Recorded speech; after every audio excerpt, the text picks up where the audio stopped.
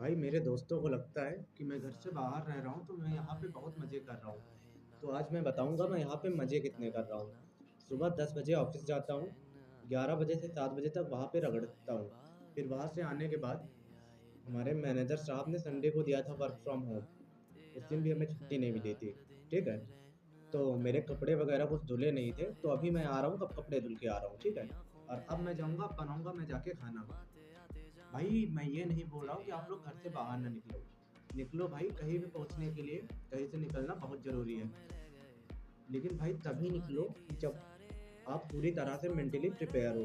क्योंकि भाई घर से निकलने के बाद आपको तरह-तरह के लोग मिलेंगे, जिनमें से भाई कुछ तो बहुत प्यारे होते हैं, कुछ बुरे भी होते हैं और उन्हीं में से कुछ सपोले भी होते हैं भाई, जो आपके सामने आपकी जैसी और उसके सामने उसकी जैसी करते हैं।